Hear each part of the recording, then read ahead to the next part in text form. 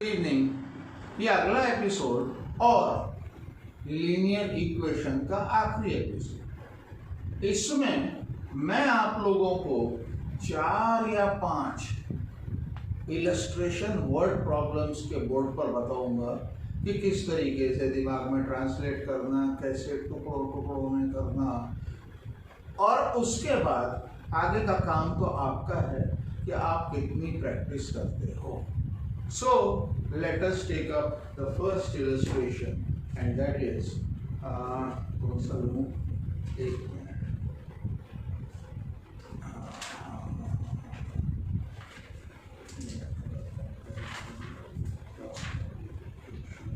हाँ, पहला मैं एजेस से रिलेटेड क्वेश्चन लेना चाहता हूँ।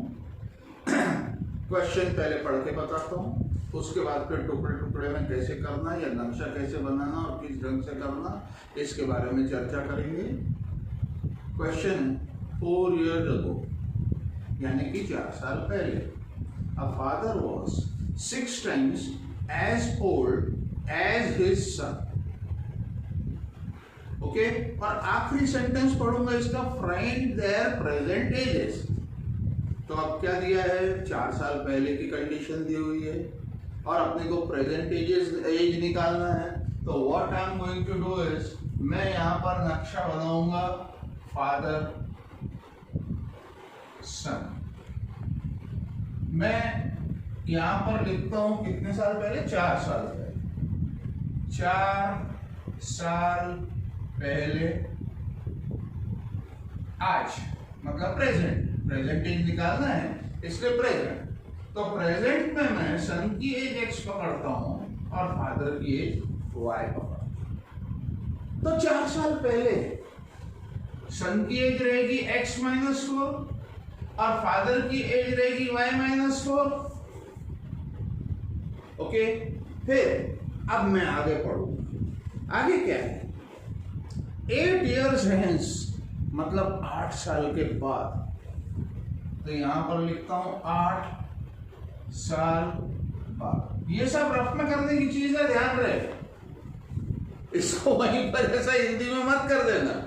ओके, 8 साल बाद, 8 साल बाद सन की एज हो जाएगी x+8 और ये हो जाएगी y+8। ठीक है, 8 years hence the father will be 8 years hence। Question problem है, ठीक है। 8 years hence x+8 और y+8 उनकी एज रहेगी, ठीक है।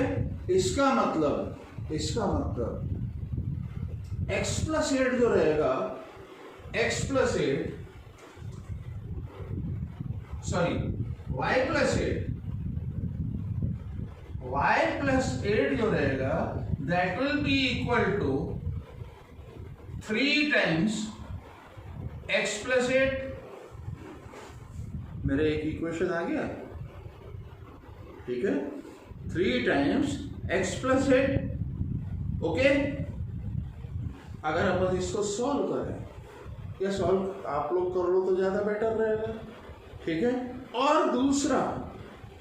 दूसरा उसने कंडीशन दिया है कि फादर 4 साल पहले सन से 6 गुना ज्यादा बड़ा था। मतलब y-4 is equal to 6 times x-4। आपके 2 इक्वेशन मिल गए। आई होप कि आप लोगों ने 7th 8th 9th में जो पढ़ा होगा, क्रॉस मल्टीप्लिकेशन, ट्रांसपोजिंग, वो आपको अच्छी तरह से आता होगा। तो आप ये क्वेश्चंस बहुत आराम से कर लें, ठीक है। तो ये है मेरा, मैं सोच रहा हूं कि आपको पूरा करके ही बता दूं ये क्वेश्चन। तो अब इसको 1 और 2 नहीं देंगे, अपन जो सॉल्व करेंगे उसको देंगे। तो ये मेरा हो जाएगा y+8 is equal to 3x + 24। Okay, और 3x - y और इस तरफ सब ले जा रहे हैं +16 equal to 0, equation number 1. Similarly, y minus 4 is equal to 6x minus 24. So this will give you 6x minus y minus 20 equal to 0. 6x minus y minus 20 equal to 0. This is my equation number 2. Very simple. अब solve करने में क्या तकलीफ है? मैं equation 1 को 2 से multiply कर देता हूँ. तो equation 1 multiplied by 2 implies 6x minus 2y plus 32 plus 32 एक मिनट, हाँ प्लस 32 इक्वल टू 0. मेरा इक्वेशन नंबर 3. फिर मैं 2 माइनस 3 करता हूं तो 6x और 6x तो उड़ गया, ये माइनस 2y प्लस 2y हो जाएगा. तो ये हो जाएगा y माइनस 20 और minus 32 is equal to 52 equal to 0 और y equal to 52 years. Okay, 52 साल का बाप है. 52 साल का अगर बाप है और यहाँ पर अगर अपन कहीं भी किसी भी इक्वेशन में, कोई भी इक्वेशन में y की वैल्यू पुट अप कर देते हैं तो आपकी x की वैल्यू आ जाएगी और x की वैल्यू है 12 साल, 12 ईयर्स. तो इस ढंग से मेन चीज जो है वो है ये दो इक्वेशन बनाना. और ये इक्वेशन बनाने के लिए इन सब चीजों की हेल्प लेना जरूरी होता है. अब अगला क्वेश्चन जो है, पहला मैंने एजेस से रिलेटेड लिया था. अब अगला क्वेश्चन अपन एरिया से रिलेटेड लेंगे कि उसको किस ढंग से सॉल्व करो.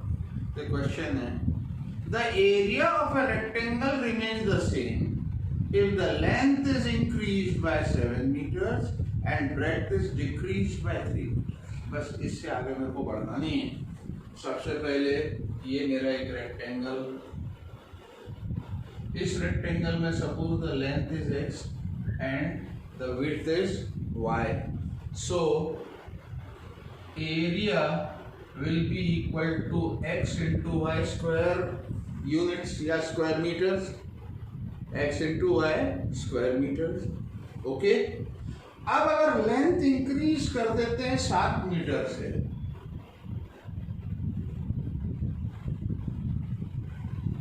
मतलब लेंथ हो गई x प्लस 7 और ब्रेड डिक्रीज बाय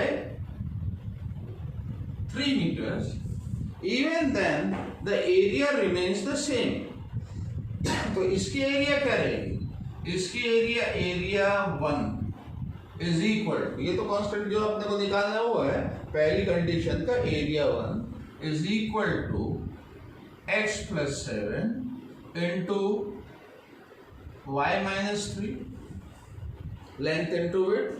और I can write it like this, xy minus 3x plus 7y minus 21, or I can write this is equal to minus 3x plus 7y minus 21. और ये area और साथ में plus xy भी, वो लिखना भूल गया था, प्लस xy भी. ये एरिया और ये एरिया दोनों सेम है का मतलब क्या?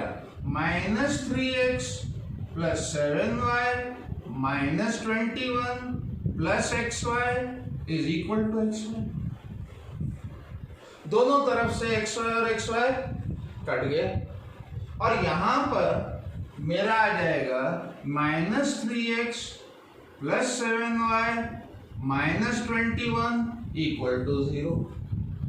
अब इसको थोड़ा सा अच्छे से करेंगे तो हर एक टर्म को -1 से मल्टीप्लाई कर देता हूँ, विच आई कैन डू. तो जैसे ही मैंने -1 से मल्टीप्लाई किया तो ये हो जाएगा 3x minus 7y plus 21 equal to 0, my equation number 1. Now अब मैं आगे का पढ़ रहा हूँ, आगे का मैंने पढ़ा ही नहीं। पहले मैंने इसको टुकड़े टुकड़े में जैसा मैंने आपको पहले समझाया था वो मैं आपको समझा रहा हूँ। The area also remains unaffected, मतलब एरिया सेम रहेगी if the length is decreased bye 7 meters, if the length is decreased by 7 meters, मतलब ये x minus 7, and breadth is increased by 5 meters. Breadth is increased by 5 meters.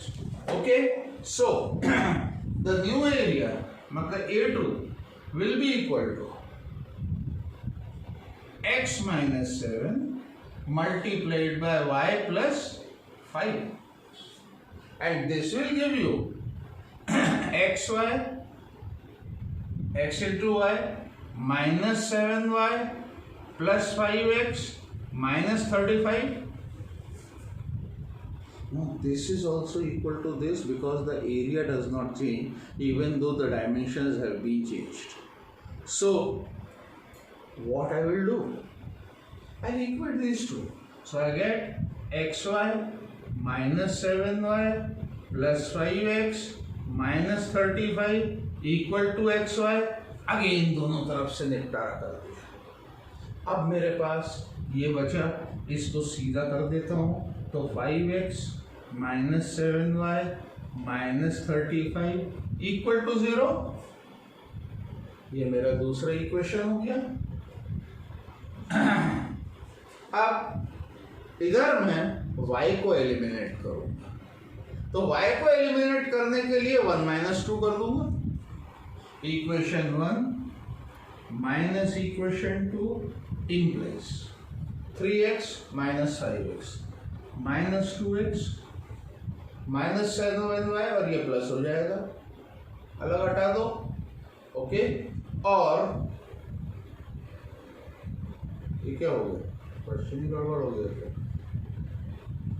हाँ sorry, ये है equation number 1, ये है equation number 1।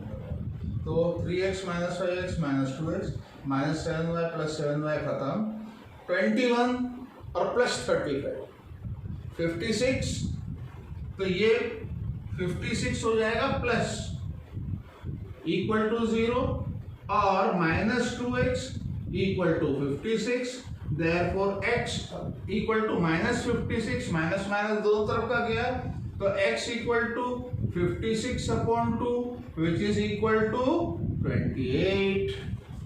Substitute कर दो और y की वैल्यू निकाल लो। अब अगला क्वेश्चन जो अपन लेंगे that is related to commercial mathematics, selling price, cost price वगैरह जो आप लोगों ने 8वीं क्लास में और 7वीं क्लास में सीखा था। Salim sold a chair and a table for ₹760, दोनों मिलाकर है। Salim sold a chair and a table for ₹760, thereby making a profit of 25% on the chair and 10% on the table। आगे नहीं पढ़ा, यहीं तक काफी है। तो सपोज करो चेयर की कीमत है ₹X और टेबल की कीमत है ₹Y। ये क्या लिखा मैंने, कॉस्ट प्राइस, ये है cost price. Therefore SP of chair will be equal to, कितना परसेंट का प्रॉफिट है,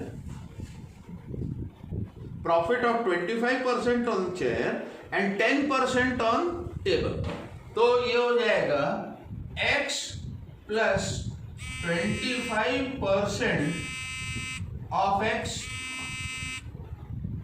and that is equal to 5/4x, or SP of table will be equal to y plus 10% of y, SP equal to CP plus profit. So this will give you 11/10 times y। और दोनों की selling price मिलाकर पहली condition में क्या दिया है, 760 is the selling price. So this will give you 5x upon 4 plus 11y upon 10 is equal to 760. मेरा पहला इक्वेशन बन गया.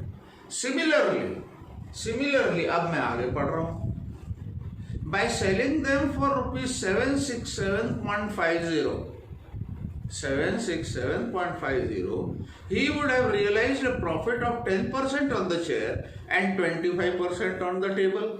सेम करोगे तो आपका ये इक्वेशन बन जाएगा 11x upon 10 plus 5y upon 4 equal to 767.50. ये मेरा दूसरा इक्वेशन बन गया. अब बस इसको सिंपली सॉल्व करना है. तो सॉल्व करने के लिए सबसे पहले आप क्या करोगे? सबसे पहला काम जो आपको करना है वो करना है इनको सिंप्लीफाई करो. तो ये मेरा इक्वेशन इधर नहीं करेंगे, इधर करेंगे. Therefore this will imply LCM is 40 या 20 भी कर सकते हैं, कोई दिक्कत नहीं. LCM 20 करने के बाद ये हो जाएगा 25x ऊपर प्लस 22y इक्वल टू 760 और 25x plus 22y is equal to 6 दूनी 12, 7 दूनी 14, 15, 15200. ओके, ये मेरा इक्वेशन नंबर 1. यहां पर भी एलसीएम रहेगा 20, तो ये हो जाएगा 22x plus 25y plus 25y equal to 7675 multiplied by 2. 8 दूनी 10, 7 दूनी 14, 15, 6 दूनी 12, 13, 7 दूनी 14, 15 और 1 0 इधर लगता और फिर डेसिमल लग जाएगा 1 के बाद 15,350. तो this is equal to, sorry पहले तो इधर ये लिखना पड़ेगा 767.50 और उसके बाद 22x plus 25y is equal to 15350. ये मेरा equation number 2. Observe these equations. और क्या करना चाहिए ये बताओ. बड़ी बड़ी वैल्यूज हैं, लेकिन आप देख रहे हो मैंने आपको एक मेथड सिखाई थी. Equation of the form a1x plus b1y plus c1 equal to 0 and b1x plus a1y plus c2 equal to 0. क्या ये दोनों उस टाइप के नहीं है? तो इसलिए कुछ नहीं, सीधे सीधे एक बार 1 प्लस 2, एक बार 1 माइनस 2 और आपके पास छोटे छोटे इक्वेशंस आ जाएंगे. जिस पहले मैं करता हूँ 1 plus 2 increase 25x minus 22x will give you 3x.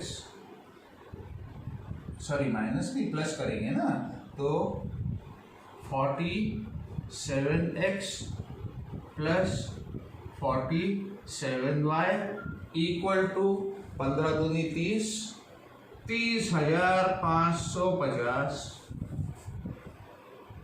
अब 47 से डिविजिबल है क्या 3055?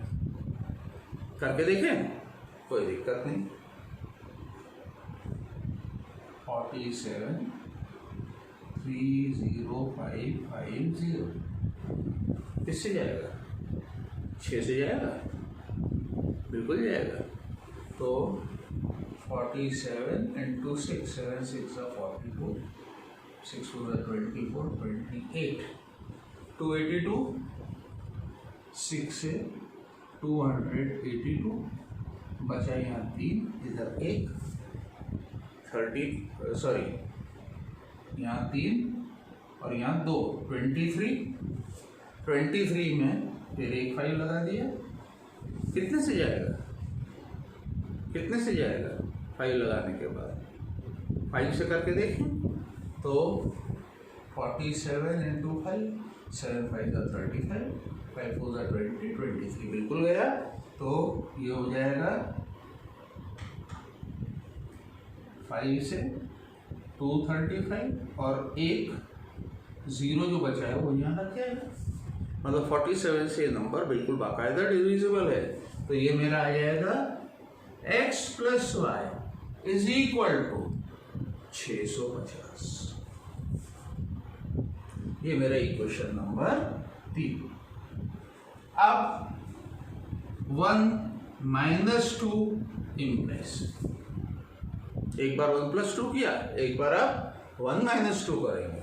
तो 1 - 2, 25x - 22 is 3x, 22 - 25 is -3y, is equal to क्या बचेगा? -120 150 -150, 1 - 2 करने पर 3x - 3y इक्वल टू 3 से कर दो डिवाइड। तो ये हो जाएगा x - y is equal to -50। ये मेरा इक्वेशन नंबर 4। अब 3 और 4 में y को एलिमिनेट करना आसान है, सिर्फ आपको 3 + 4 करना है। तो 3 + 4 इम्प्लाइज 3 + 4, तो ये हो जाएगा 2x। Okay, 2x + y - y निपटारा हो गया। और 100 - 150, हाँ, तो 2x will be equal to 650 और प्लस ऑफ -50, तो ये कितना हो जाएगा? -150, 3, तो 650 - 50 will give you 600, therefore x will be equal to 300। इसका मतलब शेयर की कीमत 300 रुपये, तो टेबल की कीमत 350 रुपये। ध्यान सिर्फ इधर ही रखना है कि आपको सेलिंग प्राइस दी हुई है और आपसे कॉस्ट प्राइस मांगी गई है कि कितनी है। तो सबसे पहले सीपी को वेरिएट लेकर और एसपी से ये इक्वेशन बनाना इम्पोर्टेंट रहता है। और अब आज का आखिरी क्वेश्चन, और ये मैं खास तौर पर इसलिए ले रहा हूँ कि कई बच्चों का क्वेश्चन में अपस्ट्रीम डाउनस्ट्रीम देखकर एकदम बुखार आने लगता है और वो उस क्वेश्चन को ढंग से कर नहीं सकते। पहली बात, अपस्ट्रीम और डाउनस्ट्रीम का मीनिंग क्या है? डाउनस्ट्रीम का मतलब पानी के बहाव के साथ चलना। फॉर एग्जाम्पल, नर्मदा नदी निकलती है अपने मध्य प्रदेश में, तो वो अमरकंटक से निकलती है और भरूच में जाकर समंदर में मिलती है। तो अगर आप अमरकंटक से भरूच की तरफ जा रहे हो तो that is known as downstream. लेकिन अगर आप भरूच से अमरकंटक की तरफ अगर आ रहे हो तो that is known as upstream. इतना ध्यान में रह जाए तो कोई दिक्कत नहीं है। अब मैं क्वेश्चन पढ़ रहा हूँ। A boat goes 30 kilometre upstream and 44 kilometre downstream in 10 hours। अब आप एक चीज देखें, उन्होंने मांगा है, सबसे पहले आखिरी पढ़ लो, find the speed of boat in still water. Still water में तो ऑब्वियसली मैक्सिमम स्पीड, अच्छी खासी स्पीड रहेगी, and the speed of the stream. लेकिन स्पीड ऑफ द स्ट्रीम भी अगर अपन लें तो डाउनस्ट्रीम अगर आप जाओगे तो स्टिल वाटर में जो स्पीड है उससे ज्यादा रहेगी, और अपस्ट्रीम अगर जाओगे तो स्टिल वाटर में जो स्पीड है उससे कम रहेगी। तो सबसे पहले अपन यहाँ पर लिखते हैं speed in still water is equal to x kilometre per hour. Speed in still water is equal to x kilometre per hour. and speed of the stream is equal to 5 kilometre per hour. तो अगर upstream जाएगा, पहले upstream मांगा कि वो downstream, upstream, अगर upstream जाएगा तो स्टिल वाटर से उसकी स्पीड जो स्टिल वाटर में है उससे उसकी स्पीड कम ही रहेगी, ठीक है। तो अपस्ट्रीम सब उसकी स्पीड इस कंडीशन के हिसाब से रहेगी x minus y kilometre per hour, और डाउनस्ट्रीम जो रहेगी स्पीड डाउन, एक मिनट इसको ऐसा लिखते हैं, स्पीड अपस्ट्रीम और ये स्पीड डाउनस्ट्रीम। डाउनस्ट्रीम में पानी का बहाव भी उसके जो स्टिल वाटर की स्पीड है उसमें ऐड होगा, तो speed downstream will be equal to x plus y kilometre per hour. अब सीधी बात है, 30 किलोमीटर अपस्ट्रीम जा रहा है, तो time taken is equal to distance upon speed, time taken is equal to distance upon speed.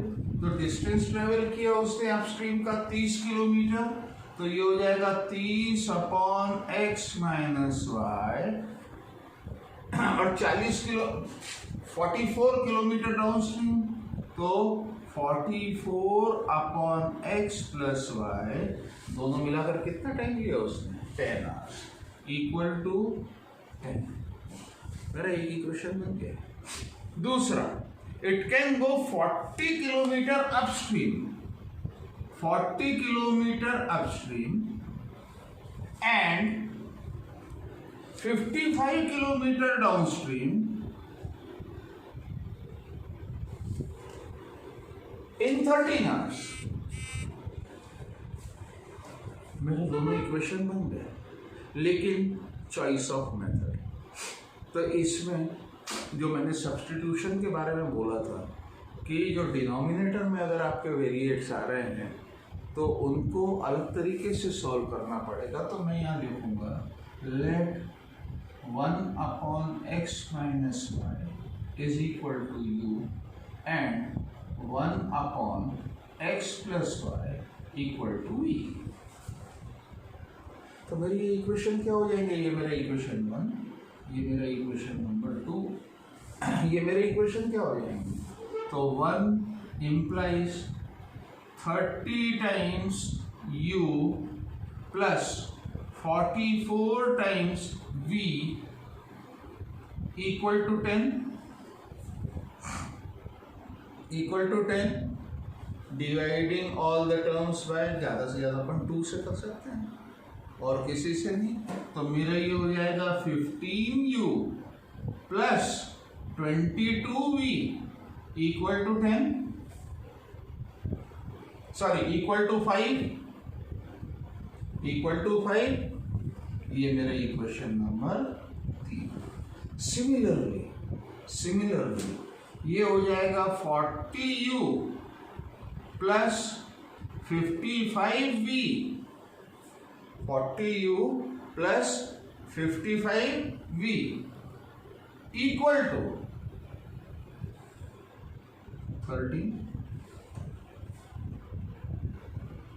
13। ये मेरा हो गया इक्वेशन नंबर 4। अब वैल्यूज देखकर अपने को ऐसा लगता है कि अगर इनको क्रॉस मल्टीप्लिकेशन मेथड से सॉल्व किया जाए या डायरेक्ट भी करो कोई दिक्कत नहीं है, अगर बोलो तो एलिमिनेशन से भी कर सकते हैं। Let us do it by elimination, no problem. थोड़े से कैलकुलेशन बड़े रहेंगे लेकिन इसको एलिमिनेशन से भी किया जा सकता है। कैसे करेंगे, किसको एलिमिनेट करना चाहिए, इसको कर दें,